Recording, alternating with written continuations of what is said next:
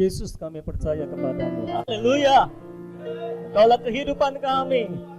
Engkaulah kekuatan kami. Amin. Engkaulah kenikmatan dalam hidup kami. Amin. Ketika kami berjumpa dengan Engkau, kami tidak ingin apa-apa lagi Tuhan. Ya, benar. Engkaulah gembala kami. Kami Ya, tidak ingin yes. apa-apa lagi selain Yes, Engkau yes, Tuhan.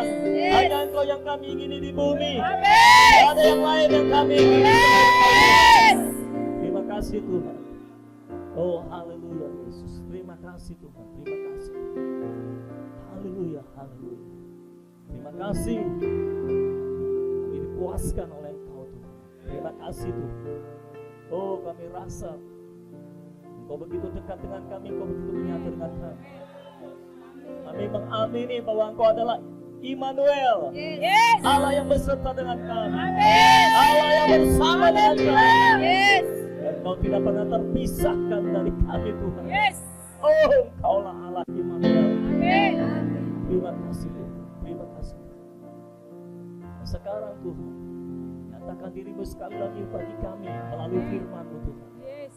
Sampaikan firman-Mu dan tolong kami supaya firman-Mu yang hidup dan kuat itu bisa kami temukan Tuhan di dalam pemberitaan firman Tuhan ini. Amin. Tolong kami untuk menerima wahyu Tuhan, Yes. pewahyuan dari sorga, Ya. Amin. sehingga kami bisa menikmati firman yang hidup dan kuat, Yes. yang lebih tajam daripada Haleluya. pedang bermata dua manapun itu Tuhan.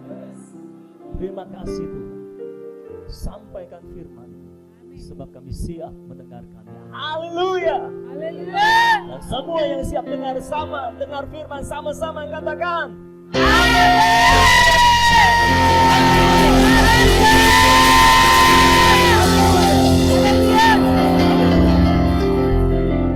Hari ini kita akan belajar dari firman Tuhan, bagaimana Tuhan ingin kita memisahkan jiwa dan roh. Kita akan belajar dari Ibrani pasal 4, kita baca ayat 1 sampai ayat yang ke-13. Ibrani pasal 4 ayat 1 sampai ayat yang ke-13. Kalau semua sudah ada di situ, kita akan baca bersama-sama. Sudah ada di situ? Belum. Ibrani pasal 4. Oke, kita baca bergantian ya. Saya baca, enggak deh, jangan gantian, karena rekamannya nanti takut nggak masuk. Oke, kita baca sama-sama semua, ayat 1 sampai ayat 13. Maklum namanya gembala, saudara mau baca Alkitab aja mikirin orang gitu. Ayat 1 sampai ayat 13, sama-sama 2, 3. Sebab itu, baiklah kita waspada, supaya jangan ada seorang di antara kamu yang dianggap ketinggalan. Sekalipun janji akan masuk ke dalam perhentiannya masih berlaku. Stop sebentar. Ayo kita latih roh kita ketika kita baca Alkitab, gunakan roh saudara. Bukan cuma pikiran saudara ya. Ayo, ayat yang kedua. Karena kepada kita diberitakan juga kabar kesukaan sama seperti kepada mereka. Tetapi firman pemberitaan itu tidak berguna bagi mereka karena tidak bertumbuh bersama-sama oleh iman dengan mereka yang mendengarnya. Sebab kita yang beriman akan masuk ke tempat perhentian seperti yang ia katakan. Sehingga aku bersumpah dalam murkaku, mereka akan masuk ke tempat perhentianku, sekalipun pekerjaannya sudah selesai sejak dunia dijadikan. Sebab tentang hari ketujuh pernah dikatakan di dalam suatu nas, dan Allah berhenti pada hari ketujuh dari segala pekerjaannya. Dan dalam nas itu kita baca, mereka akan masuk ke tempat perhentianku. Jadi sudah jelas bahwa ada sejumlah orang akan masuk ke tempat perhentian itu, sedangkan mereka yang kepadanya lebih dahulu diberitakan kabar kesukaan itu tidak masuk karena ketidaktaatan mereka.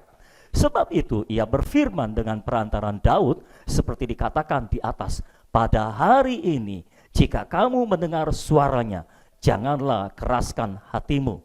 Sebab andai kata Yosua telah membawa mereka masuk ke tempat perhentian, pasti Allah tidak akan berkata-kata kemudian tentang suatu hari lain. Jadi masih tersedia suatu hari perhentian, hari ketujuh bagi umat Allah.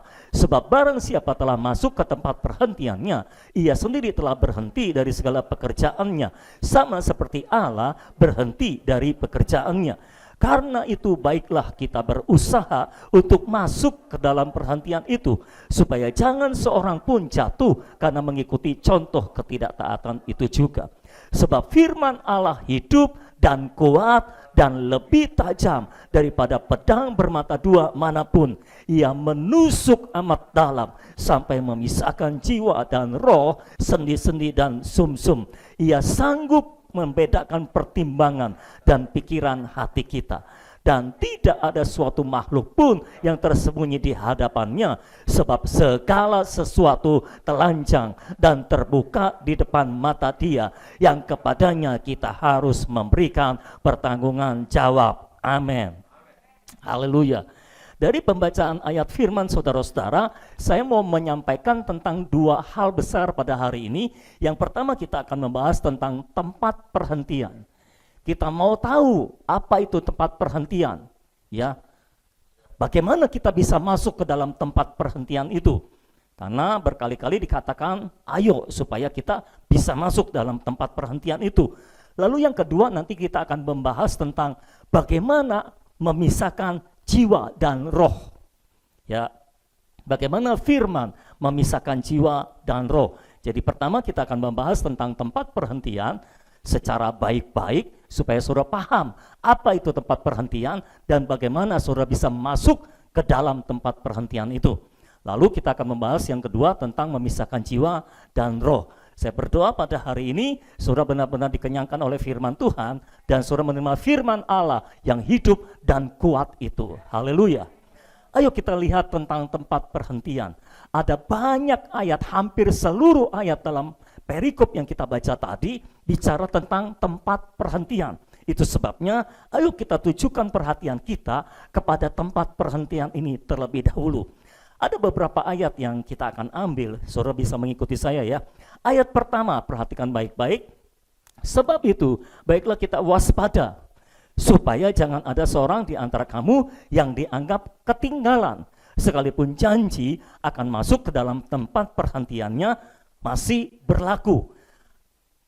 Rasul mengatakan, Rasul menyuruh kita untuk waspada, supaya jangan ketinggalan untuk masuk ke dalam tempat perhentian itu, sekalipun masih ada janji untuk masuk ke dalam perhentian itu. Kenapa kita harus waspada? Karena berarti sekali waktu janji untuk kita bisa masuk ke dalam tempat perhentian itu tidak ada lagi. Kita nggak boleh kita nggak boleh lalai. Kita harus waspada supaya kita berusaha masuk, supaya kita tidak ketinggalan, tidak dianggap ketinggalan. Ketinggalan maksudnya apa? Ketika janji itu sudah ditutup masanya, maka kita akan ketinggalan ketika kita baru mau masuk ke tempat perhentian nanti. Jadi kalau mau masuk ke tempat perhentian itu, putuskanlah sekarang. Amin, saudara. Ayat yang kedua, karena kepada kita diberitakan juga kabar kesukaan, sama seperti kepada mereka. Tetapi firman pemberitaan itu tidak berguna bagi mereka karena tidak bertumbuh bersama-sama oleh iman dengan mereka yang mendengarnya. Jadi di sini Rasul mengatakan bahwa yang dimaksudkan dia dengan tempat perhentian itu sekarang diganti istilahnya dengan kabar kesukaan. Karena kepada kita diberitakan juga kabar kesukaan itu. Apakah kabar kesukaan itu? Kabar untuk bisa masuk ke dalam tempat perhentiannya. Ya saudara, dan kalau saudara tahu, saudara pasti tahu, kalau saya tanya kepada saudara, siapakah kabar kesukaan itu? Kristus. Nanti kita akan bahas lebih lanjut. Lanjut sekarang, ayat 3. Sebab kita yang beriman akan masuk ke tempat perhentian seperti yang ia katakan, di dalam ayat 2 tadi diberitahukan bahwa kabar kesukaan itu diberitakan kepada semua orang. Ini mengacu kepada orang Israel di padang gurun, saudara-saudara. Kabar untuk masuk ke tempat perhentian. Nah, pada zaman mereka, tempat perhentian yang dimaksud adalah tanah permai, tanah Kanaan, tanah perjanjian. Itu tempat perhentian yang dituju, saudara-saudara. Ya. Nah, berita kesukaan itu disampaikan kepada semua umat. Tetapi permasalahannya adalah ketika firman yang adalah kabar kesukaan itu disampaikan kepada mereka, itu firman tidak berguna bagi mereka. Kenapa tidak berguna? Karena tidak bertumbuh bersama-sama oleh iman dengan mereka yang mendengarnya. Jadi ada yang ketika menerima firman menghasilkan iman. Tapi ada sebagian besar yang ketika menerima firman itu tidak menghasilkan iman. Siapa yang menghasilkan iman ketika menerima pemberitaan, kita akan masuk ke tempat perhentian, cuma 2 orang, Yosua dan Kaleb. Sudah tahu itu? Ingat itu? Cuma Yosua dan Kaleb yang memiliki iman bahwa mereka bisa masuk ke tempat perhentian. Makanya dikatakan tadi, orang yang beriman yang akan masuk ke tempat perhentian. Padahal berita firmannya sama. Tapi yang ini muncul iman, yang ini nggak muncul iman. Jadi saya bisa memberitakan firman yang sama kepada semua saudara, tapi sebagian firman yang saudara terima menghasilkan iman. Tapi sebagian lagi tidak menghasilkan iman. Kenapa bisa begitu? Nanti kita akan bahas belakangan. Kumpulin dulu masalahnya. Ayat berapa sekarang? Ayat 3. Sebab kita yang beriman akan masuk ke tempat perhentian, seperti yang ia katakan, sehingga aku bersumpah dalam murkaku, mereka akan masuk ke tempat perhentianku, sekalipun pekerjaannya sudah selesai sejak dunia dijadikan. Jadi ada yang masuk ke tempat perhentian, ada yang tidak. Mereka yang beriman yang akan masuk ke tempat perhentian. Mereka yang menangkap firman dan menjadi iman di dalam hidup mereka, maka mereka akan masuk ke tempat perhentian. Kita tahu hanya Yosua dan Kaleb yang masuk ke tanah perjanjian, ke tempat perhentian. Nah, ayat ini dibicarakan oleh Rasul untuk mengambil contoh bagi kita pada masa ini ya saudara, sehingga kita bisa belajar dari situ. Lanjut. Ayat 6. Jadi sudah jelas bahwa ada sejumlah orang akan masuk ke tempat perhentian itu, sedangkan mereka yang kepadanya lebih dahulu diberitakan kabar kesukaan itu tidak masuk karena ketidaktaatan mereka. Jadi sudah jelas saudara, akan ada orang-orang yang masuk ke tempat perhentian, tapi ada orang-orang yang tidak masuk ke tempat perhentian. Sejarah Israel di padang gurun adalah contoh bagi kita. Dan mereka yang tidak masuk itu karena tidak taat. Mereka mendengar firman yang sama, tapi Yosua dan Kaleb taat menerima firman itu, tapi yang ini tidak bisa taat, tidak bisa menaati firman yang disampaikan oleh Tuhan. Mengapa firman yang sama tapi hasilnya berbeda? Yang satu menghasilkan iman, yang lain tidak menghasilkan iman. Yang satu menghasilkan ketaatan, tapi yang lain tidak. Mengapa demikian? Nanti kita akan bahas, kumpulin dulu masalahnya. Ayat 7 sekarang ya. Sebab itu, ia menetapkan pula suatu hari, yaitu hari ini. Perhatikan baik-baik, sekarang seperti dialihkan atau seperti diganti istilah lagi, tempat perhentian sekarang menjadi hari perhentian.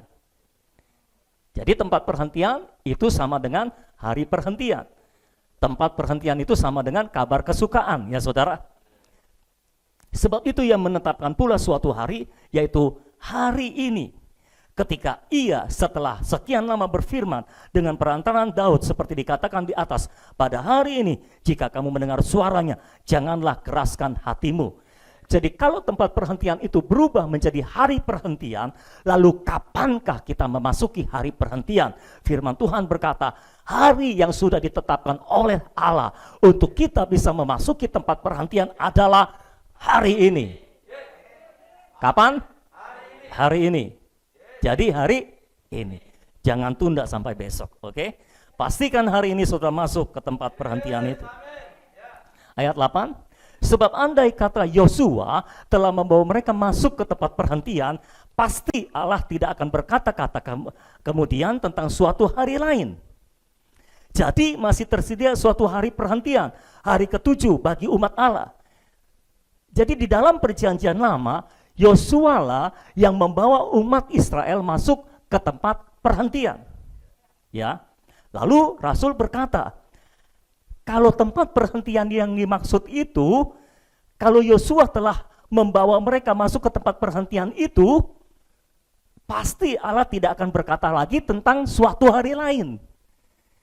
Maksudnya apa? Maksudnya adalah Yosua dan tanah Kanaan, tempat perhentian yang dulu itu cuma bayangan. Itu belum yang sesungguhnya.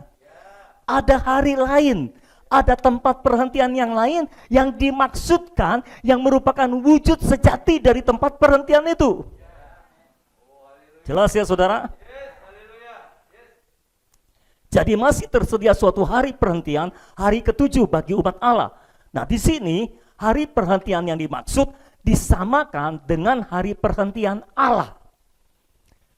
Ketika hari pertama sampai hari ke-6 Allah menciptakan langit dan bumi beserta segala isinya.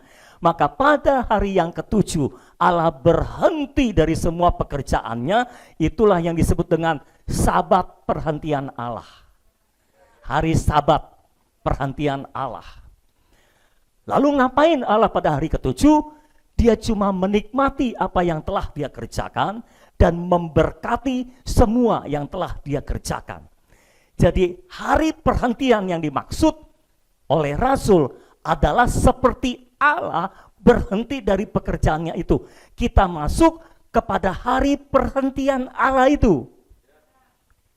Jadi artinya kita bisa menikmati hari perhentian yang Allah nikmati. Maksudnya begitu saudara. Ayat yang ke-10, sebab barang siapa telah masuk ke tempat perhentiannya, ia sendiri telah berhenti dari segala pekerjaannya sama seperti Allah berhenti dari pekerjaannya. Jadi apa cirinya kalau kita sudah masuk ke tempat perhentiannya? Kita berhenti dari semua pekerjaan kita sendiri.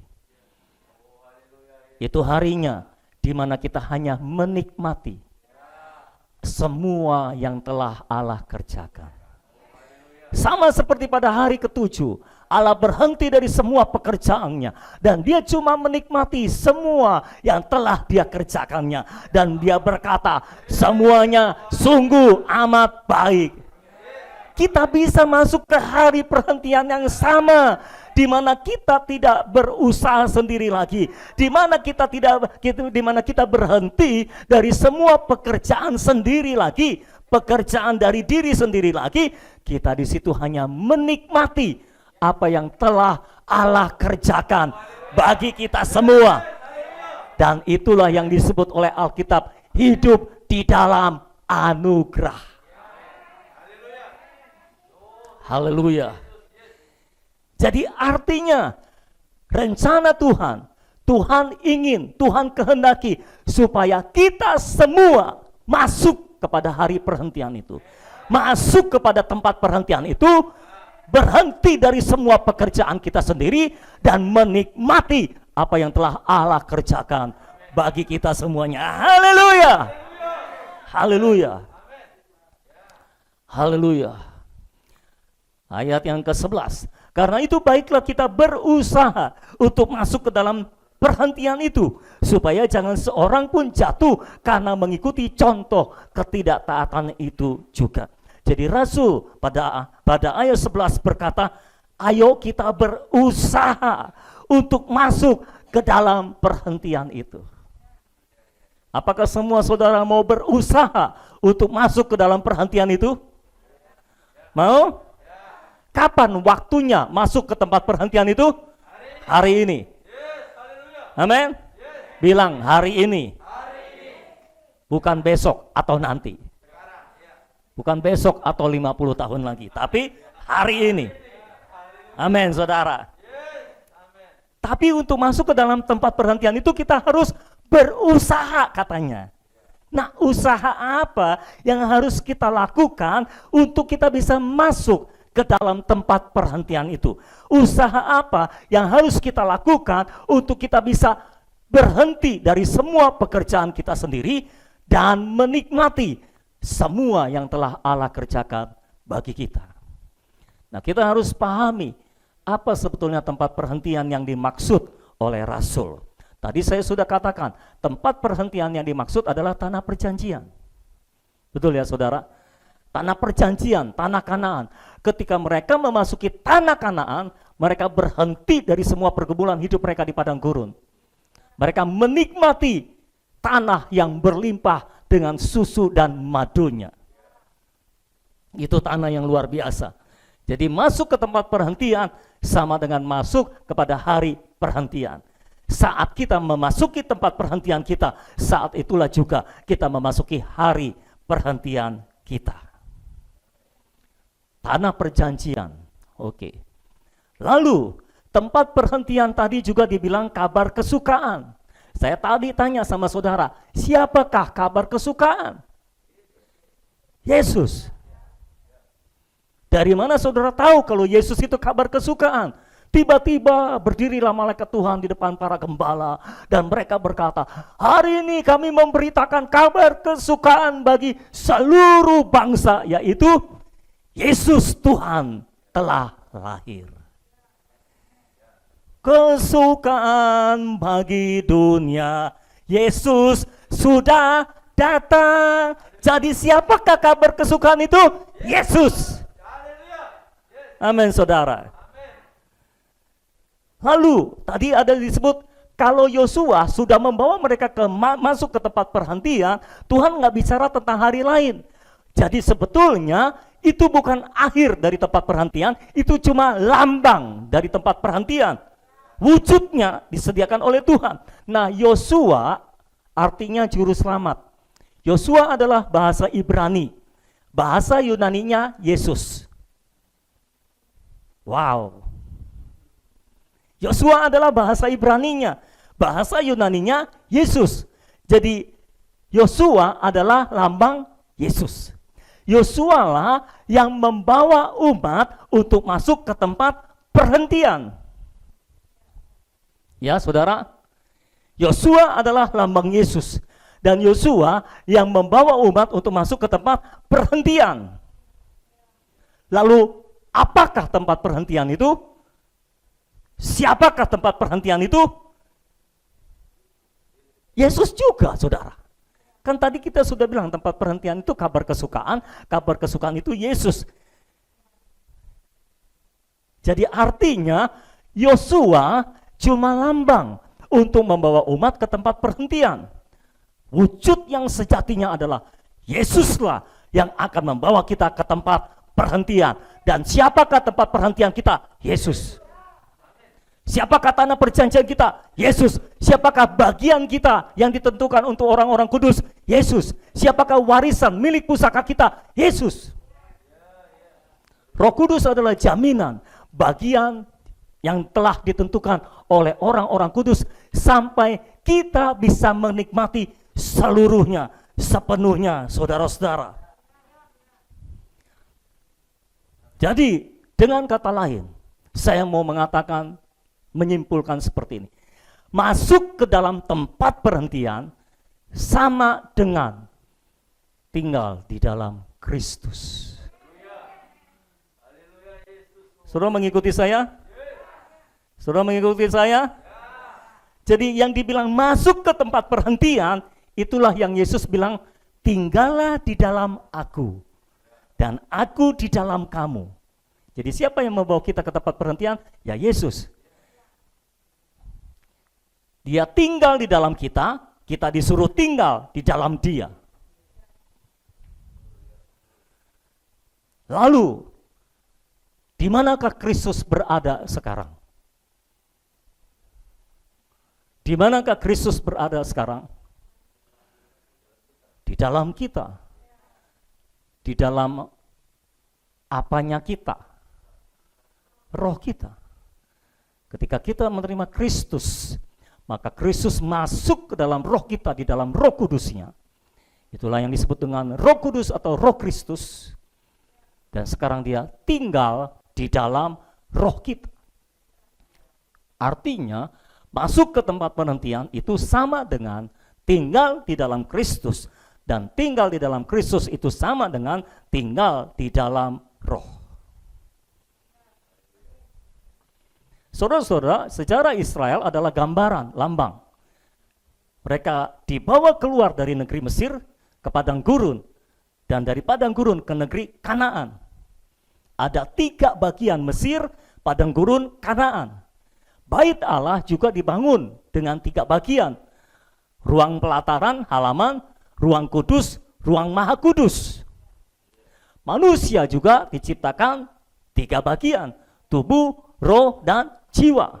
Ya saudara, ketika kita memasuki ruang Maha Kudus di dalam bait Allah, disitulah tempat Allah berada. Dan sama seperti kita sekarang, kita ini adalah bait Allah, betul? Tempat kediaman Roh Kudus. Terdiri dari tubuh yang adalah pelataran, jiwa yang adalah ruang kudus, dan roh adalah ruang Maha Kudus, tempat di mana Allah berada. Jadi ruang Maha Kudus adalah lambang dari roh kita, tempat di mana Kristus yang adalah Allah itu berada di sana. Jadi tujuan kita bukan cuma sampai di pelataran, tujuan kita bukan masuk ke tempat kudus, tapi tujuan kita adalah masuk ke ruang Maha Kudus. Disitulah Kristus berada, disitulah Allah berada, dan disitulah tempat perhentian kita. Dan disitulah hari perhentian kita. Kapan engkau bisa berhenti dari semua pekerjaanmu sendiri? Ketika engkau tinggal di dalam roh. Ketika engkau berbalik ke dalam roh, semua dirimu hilang. Kristus yang ada di sana. Saudara berkekhawatiran. Saudara usaha sendiri untuk menangkal kekhawatiran. Dengan berbagai macam cara. Pertanyaan saya, kenapa saudara khawatir? Kenapa saudara khawatir? Orang yang khawatir itu sedang ada di dalam jiwa atau di dalam roh? Di dalam jiwa. Orang khawatir itu rumit dengan pikirannya. Gimana kalau begini? Gimana kalau begini? Gimana kalau begitu? Gimana kalau gitu? Ya nanti kalau terjadinya gini gimana? Kalau terjadi gitu semua adalah penafsiran dia yang belum tentu terjadi. Dan dia ruwet dalam pikirannya sendiri. Terjebak dalam padang gurun jiwanya. Karena Mesir melambangkan tubuh, padang gurun melambangkan jiwa, Kanaan melambangkan roh manusia. Itulah tempat perhentian. Jadi dengan kata lain, di manakah tempat perhentian kita? Di dalam roh. Karena disitulah Yesus berada. Jadi apa yang perlu kita usahakan untuk masuk ke tempat perhentian? Berusahalah untuk terus tinggal di dalam roh. Dan jangan pernah keluar dari dalam roh. Kenyataan yang kita alami sehari-hari, kita keluar dan masuk lagi, kita masuk lagi, kita keluar lagi, kita masuk lagi, kita keluar lagi. Saudara pernah mendengar ada orang Kristen yang sekali waktu ngomong dengan penuh iman. Penyakit mah nggak ada apa-apanya bagi Tuhan, kita libas. Itu sebelum dia sakit. COVID, Tuhan lebih besar daripada virus. Haleluya. Darah Yesus berkuasa. Virus mah bukan apa-apa. Itu sebelum dia kena COVID. Ketika dia kena COVID, ngomongannya berubah. Ya, betul. Loh, ngomongannya bukannya penuh iman lagi, penuh ketakutan. Gimana nih? Gimana nih? Gimana kalau begini? Gimana kalau begitu? Gimana kalau begini? Gimana kalau begitu? Kenapa bisa terjadi seperti itu? Waktu dia ngomong dengan penuh iman, dia sedang ada di dalam roh. Ketika dia bicara dengan penuh ketakutan, dia sedang ada dalam jiwanya. Jadi saat-saat semua macam pencobaan tidak membuat saudara khawatir, artinya saudara sedang ada di dalam roh. Tapi saat saudara berkekhawatiran sepanjang hari, engkau nyanyi, haruskah aku berkekhawatiran dan bersedih di sepanjang hari? Pandanglah kiranya dan jawablah aku, ya Tuhan pengharapanku. Lalu meleleh air dari mata saudara, meleleh air dari hidung saudara, Tidak lupa dari telinga juga, saudara. Lalu, apa yang sebetulnya terjadi saat-saat kita merasa tenang? Tenanglah jiwaku dalam naungan sayap-Mu, menembus awan kelabu, pandang kemuliaan-Mu, selalu ku rindu lekat dalam hati-Mu. Apalagi? Mengikuti kerencanamu, Yesus Tuhan Rajaku. Lagu ini kalau dinyanyikan dari dalam roh, mantap. Tapi kalau dinyanyikan dengan jiwa, jadinya jadi lagu cengeng. Tenanglah jiwaku, sambil pikiran, oh Tuhan, tolonglah aku mati, aku Tuhan. Di dalam jiwa saudara tidak ada iman, di dalam roh saudara ada iman. Makanya mengapa kadang saudara berkata dengan penuh iman, kadang saudara berkata tanpa iman. Karena ketika saudara berkata dalam iman, saudara sedang ada di dalam roh. Disitulah saudara bertemu dengan Kristus. Saudara berhenti dari semua pekerjaan saudara. Saudara tidak lagi mengandalkan kekuatanmu sendiri. Engkau tidak lagi percaya pada kemampuanmu sendiri. Engkau cuma menikmati semua yang Kristus telah kerjakan bagimu. Haleluya. Amin, saudara. Begitulah caranya hidup sebagai orang Kristen. Jadi apa yang harus kita usahakan sebagai orang Kristen? Hidup dalam roh. Tinggal dalam roh. Setiap kali kita berpaling ke dalam roh, kita berjumpa dengan Kristus di sana. Mengapa orang Kristen sulit sekali menjumpai Kristus? Karena mereka cari Kristus di luar sana, padahal Yesusnya ada di dalam sini. Oh, haleluya. Kenapa engkau cari-cari Kristus dengan susah payah, ke sana kemari? Oh Tuhan, aku mencari Engkau. Aku seberangi lautan, ku daki gunung tinggi, ku seberangi lautan, tak ku temui Engkau. Ya jelas saja saudara nyarinya kemana-mana, nggak ketemu. Ketika engkau berpaling ke dalam roh, di situ engkau melihat Kristus ada di sana. Bagaimana caranya engkau tinggal di dalam Kristus? Tinggal di dalam roh, karena Kristus ada tinggal di dalam roh saudara. Ayo coba kita bandingkan antara umat Israel dengan Yosua dan Kaleb. Umat Israel semuanya menerima pemberitaan bahwa kamu akan masuk ke tempat perhentian. Itu tempat yang penuh dengan susu dan madu. Oke enggak saudara janjinya? Mantap janjinya. Di situ engkau tidak perlu berusaha lagi, engkau tidak perlu bergumul lagi, engkau tidak perlu berperang lagi, engkau tinggal menikmati tanah yang penuh dengan susu dan madunya itu. Yosua nangkep, Kaleb nangkep firman itu. Dan dia menangkap, mereka menangkapnya di dalam roh. Itu sebabnya ketika mereka menerima firman, mereka tangkap di dalam roh, muncul iman. Dan itu sebabnya sejak saat mereka menerima firman dan muncul iman dalam dirinya, dalam pikiran mereka, mereka sudah sampai di tanah Kanaan. Mereka sudah ada di tanah Kanaan. Mereka sudah masuk ke tempat perhentian. Secara fisik mereka memang belum masuk ke tempat perhentian, tapi secara roh mereka sudah masuk ke tempat perhentian. Tapi orang Israel kebanyakan tidak pernah masuk ke tempat perhentian, baik secara fisik maupun secara roh. Itu lambang bagi kita sekalian.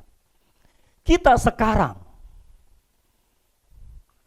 belum berjumpa dengan Yesus secara fisik, tempat perhentian kita. Tapi sekarang kita bisa masuk ke tempat perhentian itu secara roh. Seperti Yosua dan Kaleb. Secara fisik kita belum masuk ke tempat perhentian. Kita belum bertemu dengan Yesus secara fisik. Kapan kita bertemu dengan Yesus secara fisik? Ketika dia menjemput kita di udara, kita masuk ke dalam perjamuan kawin anak domba, disitulah kita bertemu dengan Allah, dengan Yesus Kristus secara fisik. Oh, itu hari yang luar biasa yang saya nantikan. Saya mau masuk dalam perjamuan kawin anak domba. Kalau saudara mau masuk juga, pastikan engkau tinggal di dalam roh, engkau menikmati Kristus di dalam roh. Engkau masuk ke tempat perhentian di dalam roh sekarang. Kalau sekarang engkau sudah masuk ke dalam tempat perhentian itu secara roh, hanya masalah waktu engkau masuk ke tempat perhentian itu secara fisik. Dan setelah perjamuan kawin anak domba, kita bersama-sama dengan Yesus akan memerintah dalam kerajaan 1000 tahun yang luar biasa. Dan puncak dari perjumpaan ilahi secara fisik itu adalah Yerusalem baru. Haleluya. Apakah saudara rindu ke sana? Bukan berarti saudara mau buru-buru mati. Sama seperti Yosua dan Kaleb, dia rindu masuk ke tempat perhentian. Seluruh pikirannya, seluruh hatinya penuh dengan tempat perhentian. Tapi Israel tidak. Secara roh, mereka tidak ada di tempat perhentian. Mereka ada di Mesir. Itu sebabnya setiap kali menghadapi pencobaan, mereka bilang, kenapa kamu mimpin kami ke sini? Kenapa kamu bawa ke sini? Padahal sudah jelas Allah berfirman, aku bawa engkau ke sini untuk engkau masuk ke tempat perhentian. Tapi roh mereka nggak pernah sampai ke tanah Kanaan. Kalau rohnya nggak sampai ke tanah Kanaan, percayalah, fisiknya juga nggak bakal nyampe.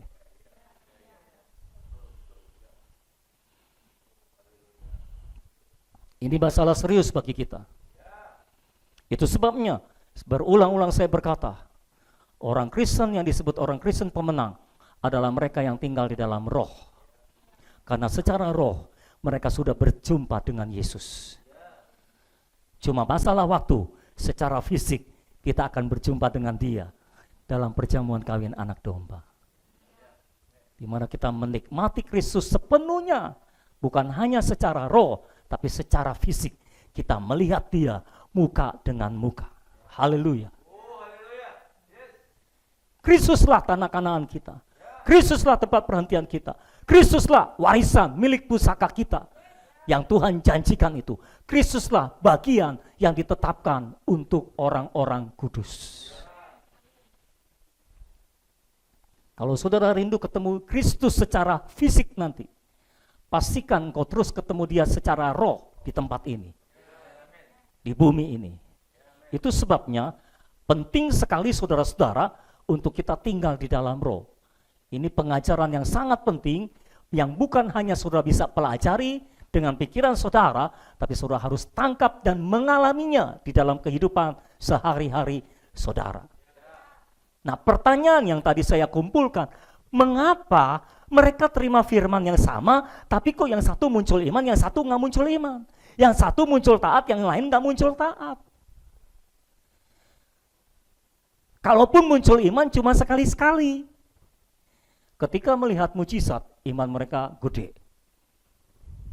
Mereka selalu berkata, kami ikut Tuhan, kami ikut Musa. Kalau lihat mujizat. Kalau lihat masalah, beda lagi ngomongnya saudara. Makanya saudara, iman itu ada yang iman dari roh, ada juga iman yang dari jiwa saudara. Terus tahu iman yang mesti dipus-pus? Nah itu iman dari jiwa, kalau iman dari roh nggak perlu dipus-pus.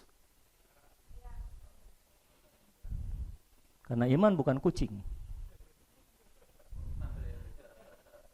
Iman nggak perlu dipus-pus kalau dia berasal dari roh. Iman yang perlu dipus-pus itu berasal dari jiwa. Itu iman jiwa yang kalau lihat mujizat, imannya gede.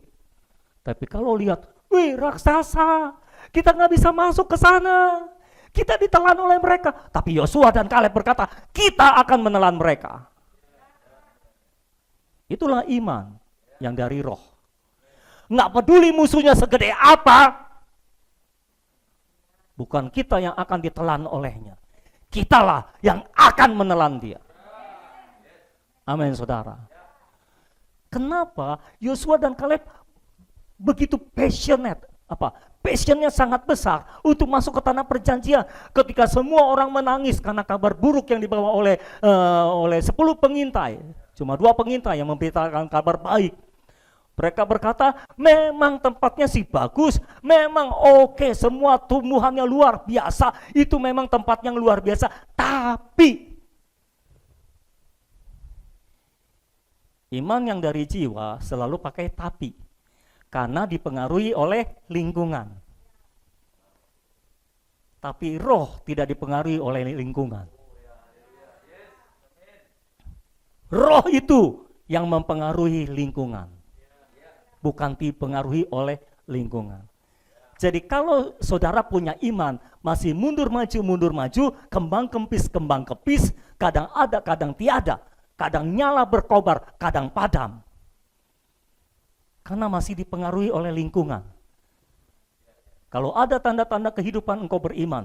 Tapi kalau yang ada tanda-tanda kematian, engkau hilang imannya. Engkau berputus asa. Itulah yang dilakukan oleh umat Israel. Ketika mereka melihat, ketika Tuhan memberikan janji, oh aku akan memberikan kamu tanah yang berlimpah dengan susu madunya, mereka berkata, oh terima kasih Tuhan, haleluya, puji Tuhan. Tapi ketika mereka melihat masalahnya gede banget, mundur mereka. Mereka berkata, kita nggak bisa masuk. Lalu mereka menyalahkan Musa, mereka menyalahkan Tuhan, kenapa kamu bawa kami ke sini? Sudah jelas tujuannya, kamu akan masuk ke tempat perhentian. Tapi Yosua dan Kaleb beda. Ketika seluruh orang Israel nangis dan berkata, kita nggak bisa masuk tempat perhentian. Mereka berkata, tidak, kita akan masuk. Yang penting kita jangan memberontak terhadap Tuhan, kita akan masuk. Musuhnya memang gede, tapi kita akan telan mereka. Haleluya. Apa mereka bisa punya iman seperti itu? Mereka tinggal di dalam roh. Mereka memakai imannya Kristus. Secara roh mereka sudah ada di tempat perhentian. Hanya masalah waktu. Secara fisik mereka masuk ke tempat perhentian. Dan betul saja, dari semua generasi yang keluar dari Mesir, hanya Yosua dan Kaleb yang masuk ke tempat perhentian. Selebihnya mati di padang gurun. Dengar baik-baik semua saudara yang mendengarkan saya. Engkau harus berusaha untuk tinggal di dalam roh.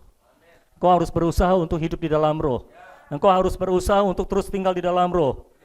Karena kalau tidak, engkau akan terus berputar-putar di padang gurun jiwamu, dan engkau akan mati di padang gurun jiwamu.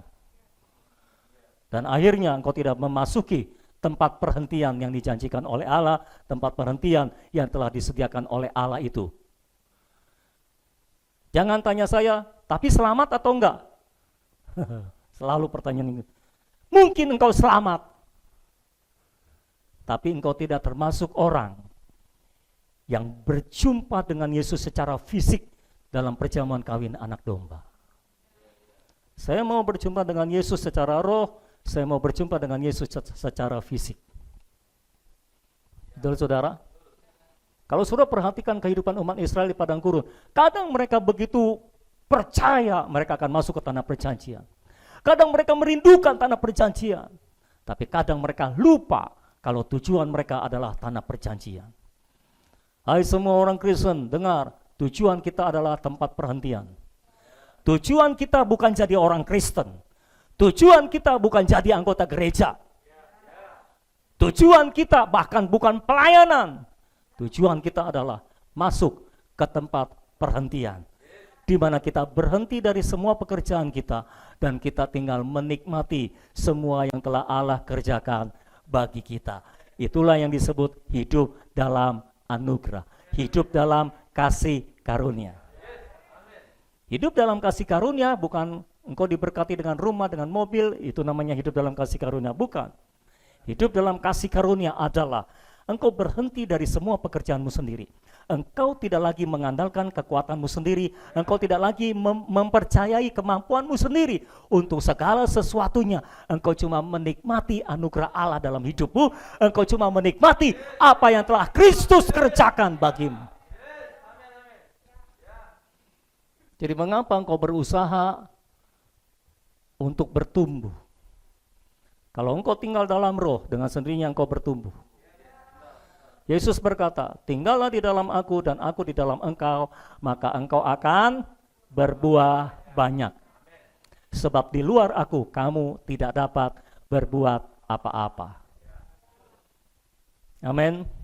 Saudara paham apa yang saya sampaikan? Ini luar biasa, saudara. Ketika saya mempersiapkan ini, saya melompat-lompat dalam roh saya. Pertanyaannya lagi, kenapa mereka terima firman yang sama, tapi kok hasilnya beda? Padahal di dalam ayat 12 dikatakan bahwa firman itu hidup dan kuat. Tapi Alkitab berkata, firman pemberitaan itu tidak berguna bagi mereka. Tidak menghasilkan iman. Padahal firman Allah itu hidup dan kuat. Perhatikan baik-baik, hidup adalah sifat hakiki dari firman Allah. Sifat hakikinya hidup firman Allah itu. Kuat adalah kemampuannya untuk menggenapkan pada diri kita apa yang Allah ingin genapkan. Jadi ketika kita menerima firman, seharusnya kita menerima firman Allah yang hidup dan kuat. Kalau saudara mendengar firman, tapi saudara tidak merasa firman itu hidup dan kuat, saudara belum mendengar firman. Karena firman itu hidup dan kuat. Kalau saudara mendengar firman, lalu saudara tidak merasa bahwa firman itu hidup dan kuat, artinya saudara belum mendengar firman. Kalau saudara membaca firman, lalu saudara tidak merasa bahwa firman itu hidup dan kuat, artinya saudara belum membaca firman. Karena firman itu hidup dan kuat. Kalau engkau mendengar firman, seharusnya engkau mengetahui, engkau merasakan bahwa firman itu hidup dan kuat. Kalau engkau membaca firman, seharusnya engkau mengetahui dan engkau merasakan bahwa firman itu hidup dan kuat. Pertanyaannya, mengapa terjadi perbedaan? Kalau mendengar firman, tapi firman tidak hidup, belum mendengar firman. Nah, penyebab mengapa firman Allah tidak hidup saat kita membacanya atau mendengarnya? Karena kita membacanya dan mendengarnya dengan jiwa kita. Kita menerimanya dengan pikiran kita, dengan emosi kita, dengan tekad kita. Kita tidak menerimanya dengan roh kita. Itulah yang menyebabkan Alkitab berbicara firman itu bukan hanya hidup dan kuat, tapi ia juga lebih tajam dari pedang bermata dua manapun, sehingga dia bisa menusuk amat dalam sampai memisahkan jiwa dan roh. Pertanyaannya, mengapa firman sampai begitu dalam sampai memisahkan jiwa dan roh? Memang jiwa dan roh perlu dipisahkan. Apa perlunya firman memisahkan jiwa dan roh? Perlu. Mengapa? Karena selama ini kehidupan kita banyak terjadi percampuran antara roh dan jiwa, antara Kristus dan aku. Kita pikir Kristus, ternyata aku. Kita sudah sampai ke bagian yang kedua, memisahkan jiwa dan roh. Mengapa jiwa dan roh harus dipisahkan supaya tidak terjadi percampuran? Selama ini, karena roh itu adanya di dalam jiwa, terbungkus oleh jiwa. Kalau tidak dipisahkan, rohnya ini nggak bisa nyata. Makanya seringkali kita merasa, saat roh kita mau keluar, jiwa kita juga ikut keluar. Saudara mungkin pernah mengalami, merasakan, ketika ada seorang bicara di depan sini, kadang-kadang saudara menangkap, ini roh yang bicara, tapi seringkali saudara juga merasa, ini akunya yang bicara. Saudara menangkap roh yang murni, tapi di sisi yang lain, saudara juga menangkap roh yang sombong dan sebagainya. Kenapa seperti itu? Karena terjadi percampuran. Ada banyak hal yang kita kira berasal dari Tuhan, tapi kenyataannya semua berasal dari diri kita sendiri. Ingat, hayat jiwa adalah aku, hayat roh adalah Kristus. Kita pikir kita mengikuti kehendak Allah, Seperti orang Israel, mereka pikir mereka mengikuti kehendak Allah, mereka keluar dari Mesir dan menuju tanah Kanaan seperti yang diperintahkan oleh Allah. Tapi ternyata tidak, saudara-saudara. Ujian akan mengungkapkan semuanya. Ternyata mereka mengikuti kehendak Allah itu cuma karena kehendak Allah itu pas cocok dengan yang mereka inginkan. Ketika mereka menerima kehendak Allah yang tidak sesuai dengan keinginan mereka, mereka melepaskan kehendak Allah. Nah, kalau firman tidak mewahyukannya, firman tidak meneranginya, lalu memisahkan antara Kristus dan aku, antara roh dan jiwa, kita pikir semua berasal dari roh, kita pikir semua berasal dari Kristus. Padahal bukan. Salah satu masalah terbesar dalam kalangan Pentakosta karismatik adalah kita berpikir ketika kita berbahasa roh kita sudah ada di dalam roh. Padahal ada banyak orang berbahasa roh juga di dalam jiwa. Itu permasalahan. Itu sebabnya kita membutuhkan firman yang hidup dan kuat, yang tajam, lebih tajam dari pedang bermata dua manapun, yang menusuk amat dalam sampai bisa memisahkan jiwa dan roh. Di dunia ini hanya firman yang hidup dan kuat dan yang tajam itu yang bisa memisahkan jiwa dan roh. Kalau tidak, kita tidak punya harapan. Saya harus terus terang di hadapan saudara. Dulu ada banyak hal yang saya pikir dari Tuhan, ternyata bukan. Setelah Allah menerangi dengan firman-Nya, saya tahu itu bukan dari Tuhan. Dulu saya pikir saya melakukan kehendak Allah, tapi setelah Allah menerangi dengan firman-Nya yang hidup dan kuat, yang menusuk amat dalam sampai memisahkan jiwa dan roh, maka disitulah kita tahu ternyata kita bukan ingin melakukan kehendak Allah. Bukan itu alasan sebenarnya. Dulu kita selalu berkata, semua bagi Tuhan, Tuhan berkati aku akan kembalikan kepadamu. Semua bagi Tuhan, semua bagi Tuhan. Ketika kita diberkati dengan berbagai harta, kita akan tahu yang mana bagi Tuhan, yang mana tidak bagi Tuhan. Yang mana bagi Tuhan, yang mana bagi diriku sendiri. Nah, kalau kita tidak diterangi oleh firman, kita nggak tahu. Kita pikir tetap bagi Tuhan nih gitu saudara. Kita pikir kita sudah benar. Kita perlu firman yang memisahkan jiwa dan roh. Kalau tidak, kita tidak akan bisa tahu ini jiwa atau roh. Roh mau keluar, jiwa ikut keluar. Bahkan seringkali ketika roh mau keluar, jiwa menutupi roh. Sehingga jiwa yang keluar. Dan itulah sebabnya perlu dipisahkan antara jiwa dan roh. Ada banyak pengajaran yang kita pikir berasal dari Tuhan, dari pewahyuan roh. Tapi setelah diterangi, baru kita paham, ternyata bukan dari Tuhan. Bahkan ada orang-orang yang bergairah memberitakan Injil. Ternyata bukan itu, bukan dia suka memberitakan Injil, tapi dia suka ngomong. Suka ngomong sama orang. Jadi setiap ketemu sama orang, kebetulan topik pembicaraannya Injil gitu saudara. Ya udah beritakan Injil. Tapi motivasi dasarnya bukan karena dia memang merasa itu tugasnya untuk memberitakan Injil. Tapi karena hobinya. Ada orang pelayanan. Apakah itu dari Tuhan? Belum tentu. Bisa juga karena dia hobi pelayanan.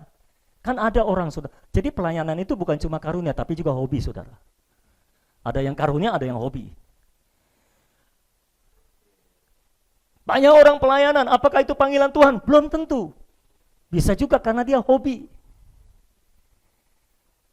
Orang yang hobinya nyanyi, pelayanannya singers. Orang yang hobi main musik, pelayanannya musik. Orang yang hobi ngomong di depan, pelayanannya khotbah. Jadi pelayanan pun harus dibedakan, harus dipisahkan. Tapi kita secara manusia, kita tidak bisa memisahkannya. Kita tidak bisa membedakannya, itu sebabnya perlu firman yang memisahkannya. Perlu firman yang memisahkannya. Ketika kita menerima terang firman, seperti ayat 13 berkata, semua telanjang di hadapan Tuhan. Jadi cirinya kalau kita sudah menerima terang firman, pewahyuan firman, kita melihat diri kita sebagaimana Allah melihat kita.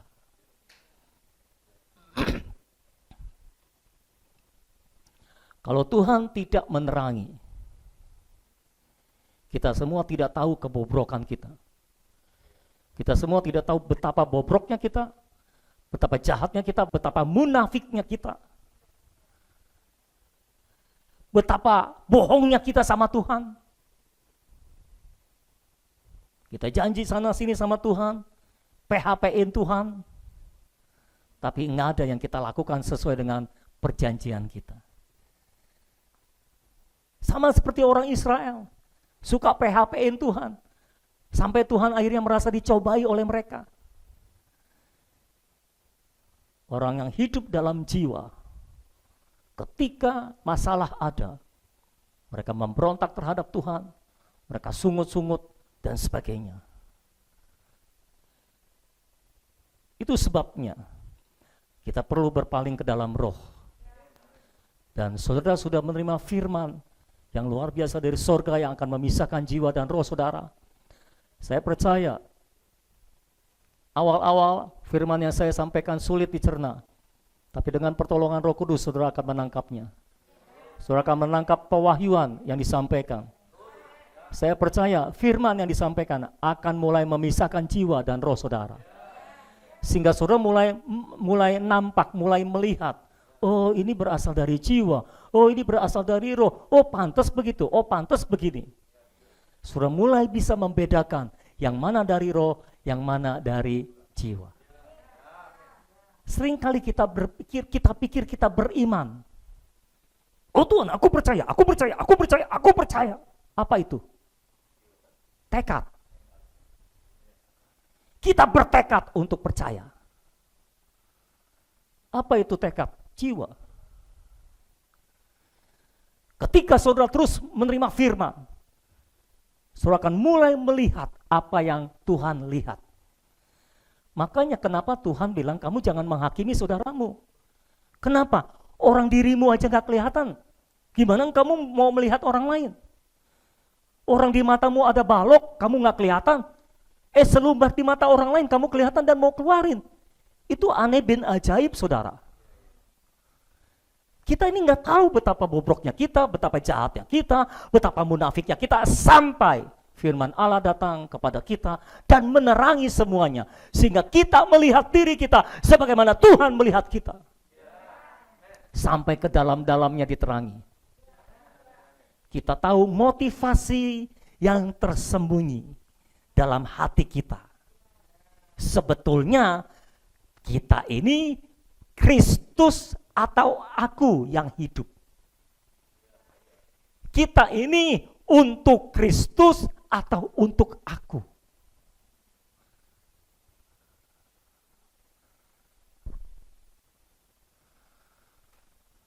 Banyak orang senang dengar firman.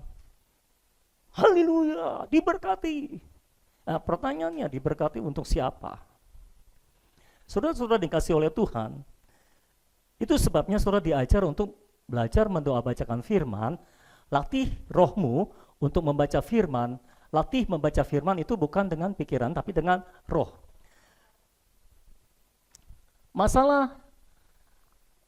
Masalahnya adalah ketika kita terus membaca firman dengan pikiran kita, dengan jiwa kita, maka kita akan melihat firman dari sudut pandang kita. Itu sebabnya tidak heran para bisnismen kalau baca firman, semua Alkitab jadi ayat-ayat bisnis. Betul saudara? Dokter cinta, kalau baca firman, semua jadi ayat-ayat cinta. Ibaratnya begitu saudara. Para politikus, kalau baca firman, semua ayat-ayat Alkitab jadi politik. Makanya ada politikus yang belajar politik dari Alkitab katanya saudara. Bisakah itu terjadi? Bisa saja. Tetapi permasalahannya adalah kita melihat firman dari sudut pandang latar belakang kita sendiri. Ibu rumah tangga baca firman dari sudut pandang ibu rumah tangga. Makanya ketika baca, hai suami kasihilah istrimu, itu kayaknya highlight banget saudara. Tapi para suami membaca firman dari sudut pandang dia sebagai kepala keluarga.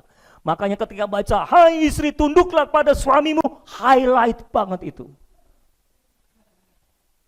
Stabilonya kuning mentereng, saudara-saudara.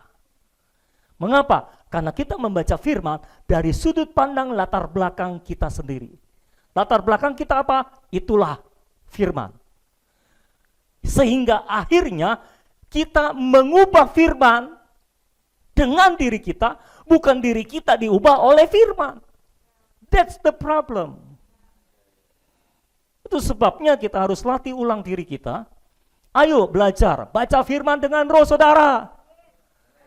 Jangan dengan pikiran saudara. Nanti akhirnya saudara dapat yang saudara bilang pewahyuan. Saya dapat dari Tuhan.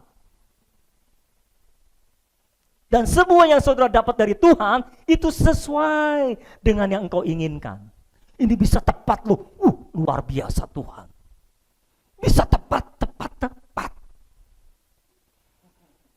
Ya semua bisa tepat. Masalah tepat juga kan relatif, saudara. Itu sebabnya yang perlu kita lakukan apa? Berusahalah tinggal di dalam roh.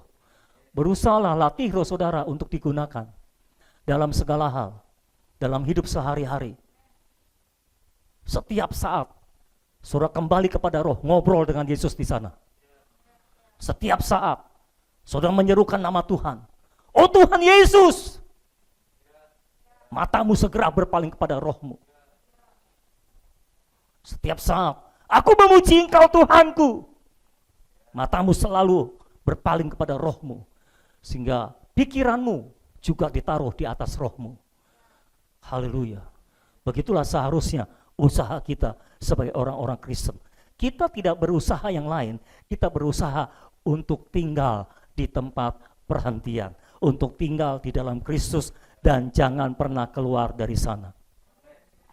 Bagi saudara yang sudah terbiasa hidup di dalam roh, saudara akan mengalami ketika saudara keluar dari roh, hidup itu begitu mengerikan.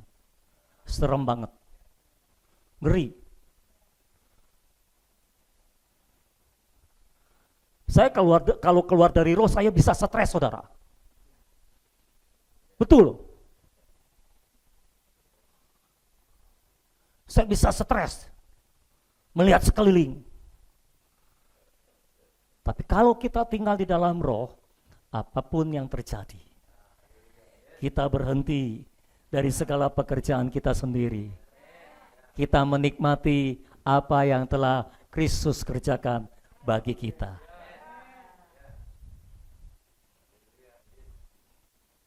Dan kamu akan sungguh-sungguh merdeka. Jadi kamu harus benar-benar merdeka. Karena itu, berdirilah teguh di dalam Kristus. Gimana caranya supaya saudara merdeka? Berdiri teguh di dalam Kristus. Berdiri teguh di dalam roh dan jangan keluar daripadanya. Jadi setiap saat saudara perlu palingkan diri saudara ke dalam roh. Latihan yang paling baik adalah ketika saudara membaca Alkitab. Ayo latih dirimu untuk baca Alkitab dengan roh saudara. Itu sebabnya jangan kemana-mana. Udah baca apa yang tertulis, doakan apa yang tertulis. Tujuannya bukan apa-apa, supaya roh saudara yang terlatih, sehingga pada akhirnya saudara menangkap apa yang Tuhan maksudkan dari dalam Alkitab. Saudara tahu ketika saya melakukan itu, berlatih terus, sekarang saya baca Alkitab jadi lebih jelas. Nggak menafsir kayak dulu, saudara. Kalau menafsir ya latar belakangnya saya. Kayak saya sampaikan ini, rata-rata yang saya khotbahkan, itu sudah saya doa bacakan. Jadi mengapa saya paham tentang tempat perhentian? Karena sudah mendoa bacakannya. Kenapa saya bisa menjelaskan? Saya paham. Saya menerima pewahyuan roh mengenai apa yang ditulis oleh firman-Nya. Saya nggak melihat lagi dari sudut pandang saya sendiri, tapi dari sudut pandang roh yang menuliskan Alkitab ini, yang menuliskan firman ini. Ya saudara, Jadi apa yang harus saudara usahakan? Masuk ke tempat perhentian, tinggal di dalam roh. Ayo, kita memang belum bertemu dengan Yesus secara fisik. Kita belum menerima warisan milik pusaka kita, yaitu Kristus itu sepenuhnya secara fisik. Tapi Roh Kudus di dalam kita adalah jaminan bahwa kita akan memiliki sepenuhnya. Sekarang kita memiliki Kristus di dalam roh kita, tapi nanti kita akan memiliki Kristus secara fisik. Kita berbaur dengan Dia dan kita bertemu muka dengan muka. Haleluya. Amin, saudara. Yuk kita bangkit berdiri sama-sama. Bertemu muka dengan muka, tenggelam di dalam kasih-Mu Bapa. Oh Tuhanku, rindukan selalu diam dalam bait-Mu. Bertemu muka dengan muka, tenggelam di dalam. Oh, kami rindu bertemu Kau Yesus. Kami rindu bertemu Kau Yesus. Kami rindu bertemu Kau Yesus. Diam dalam bait-Mu. Bertemu muka, bertemu muka dengan muka, tenggelam di dalam kasih-Mu Bapa. Oh Tuhanku, rindukan selalu diam dalam bait-Mu. Angkat suara-Mu. Bertemu muka dengan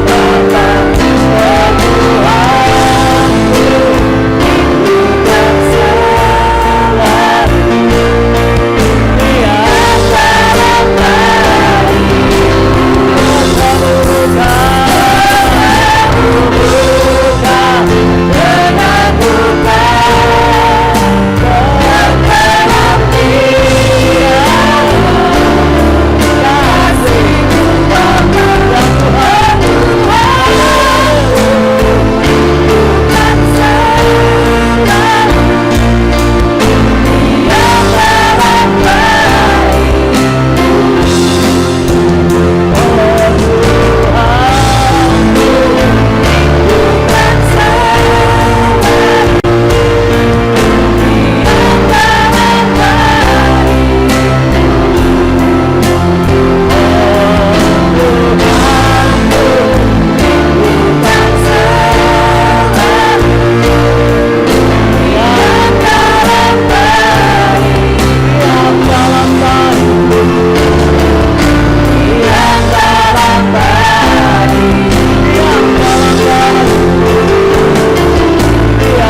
Bertemu muka dengan muka, tenggelam di dalam kasih-Mu Bapa. Tuhan, rindukan selalu diam dalam bait-Mu.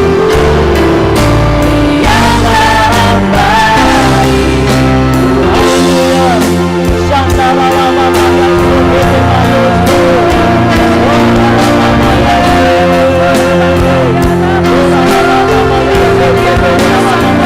rindukan selalu diam dalam Bapa di surga, kami menyerahkan kami dalam tangan Tuhan. Kami percaya Engkau ada di dalam kami. Terima kasih buat kasih karunia yang begitu besar yang Engkau berikan dalam kami. Tidak ada tempat perhentian di dalam kami. Yes. Tanah Kanaan, tanah perjanjian yang kau janjikan, tempat perhentian yang kau janjikan, itu sudah ada dalam kami. Yes. Engkaulah kelimpahan kami Tuhan. Amin. Amin. Engkaulah tanah yang berlimpah dengan susu dan madunya itu. Yes. Oh, ketika kami tinggal di dalam roh, Yes. kami akan terus menikmati kemanisan, Yes. demi kemanisan, Yes. kekuatan, demi kekuatan dari Allah. Yes. Kau penuh dengan susu dan madu Yes. Yes. yang kami nikmati ya Tuhan. Amin. Tolong kami Tuhan Yes. untuk tiap-tiap hari menikmati Kristus dalam hidup kami, Amin. Amin. menikmati anugerah dalam hidup kami. Amin. Kami berhenti dari semua pekerjaan kami Yes. dan kami menikmati apa yang telah Allah kerjakan bagi kami. Amin. Terpujilah namamu Tuhan untuk selama-lamanya. Terpujilah namamu Yesus Kristus untuk selama-lamanya. Kami mencintai Engkau Tuhan lebih dari apapun juga. Yes. Terima kasih Yesus. Engkaulah yang terbaik bagi kami. Amin. Engkaulah yang luar biasa bagi kami. Amin. Engkau tumpuan harapan kami Yes. dan tidak ada yang lain selain Engkau. Iya. Terima kasih Tuhan. Oh Tuhan, meteraikan firman-Mu dalam hati kami. Yes. Tolong semua orang yang mendengar firman ini Tuhan. Tolong kami untuk bisa berjalan dalam roh. Ya, yes. Tolong kami Tuhan untuk tinggal dalam roh-Mu. Amin. Kami butuh firman Allah yang hidup dan kuat, Yes. yang tajam, yang menusuk amat dalam, Yes. sampai memisahkan jiwa dan Amin. roh. Ya. Kami berdoa ya Tuhan pada hari ini, biarlah firman yang kami dengar pada hari ini menjadi firman yang hidup dan kuat bagi kami, Amin. yang menusuk amat dalam diri kami, Amin. sampai memisahkan jiwa dan roh kami, Amin. sehingga pada hari ini kami bisa membedakan, Yes. bisa mengetahui Amin. sudut pandang diri kami daripada sudut pandang diri-Mu Tuhan. Ya. Kami semua telanjang di hadapan-Mu, dan kami bisa melihat diri kami sebagaimana Engkau melihat kami. Ya. Terima kasih ya Bapa dalam surga buat firman-Mu, buat Kristus yang Kau berikan bagi kami. Dalam nama Yesus Kristus yang kami muliakan, kami berdoa, kami mengucapkan syukur. Dan semua kita yang telah menerima firman yang sama-sama kita katakan, Amin. Dan pujian bagi Tuhan Allah kita. Haleluya.